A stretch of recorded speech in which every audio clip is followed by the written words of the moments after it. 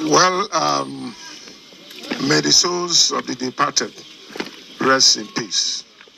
It is very, very unfortunate, and this is what impunity can resort to. Since 2016, I've been crying, I've been lamenting, I've been making appeals, I've been doing everything possible as a law-abiding governor that the federal government should rise up to its responsibility, because the primary responsibility of any responsible government is to protect lives and property.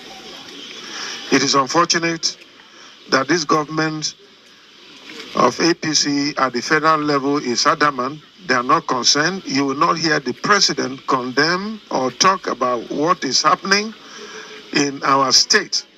Just yesterday in Taka local government where you went, you're talking about 12 people and one additional person died today in the hospital. Several people are in hospitals in Boko and in Makudi here, where I directed them to go and get treatment. Now, in Guma local government, 14 people were also killed the same yesterday by this Fulani so-called herdsmen. But it's not about herdsmen. It's about occupation. It's about taking over the land and dominating and sending every other person away.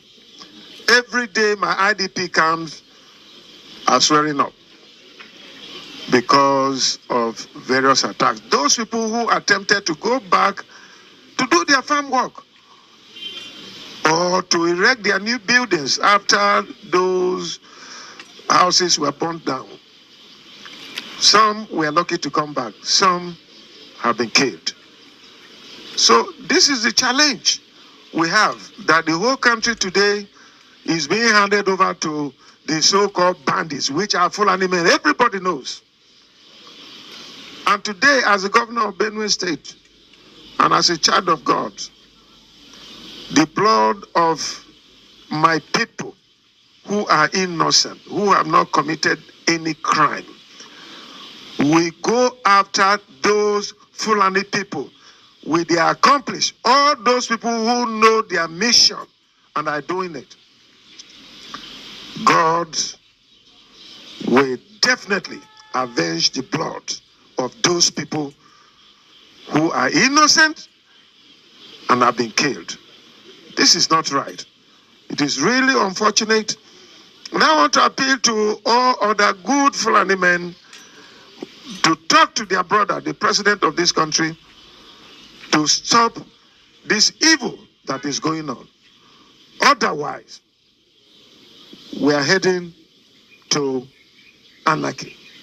Because if our people too decide, as the case is being dragged to now, to take arms against these Fulani people, it means there will be no control anywhere.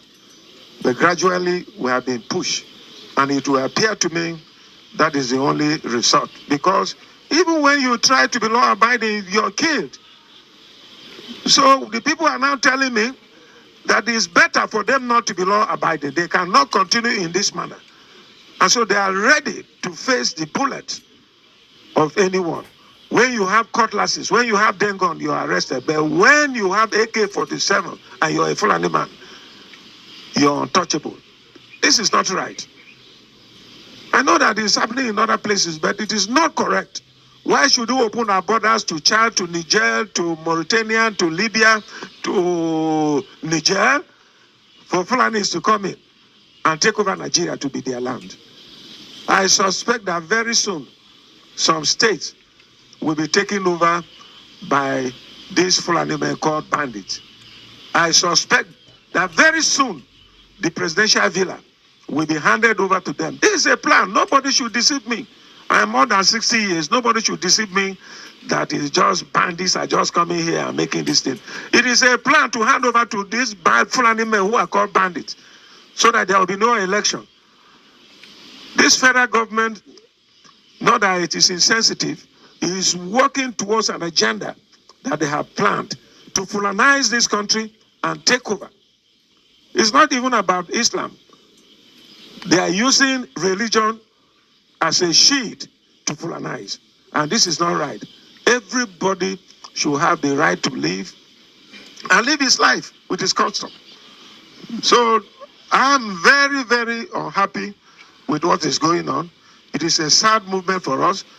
Within one day, more than 20 people killed. This is not right. I'll continue to say it. But I have told my people, defend yourselves. If you need help from me, I'm ready to give you that help to defend yourself. We're no longer going to keep quiet or fold our arms again to allow these people to continue to kill us in this manner.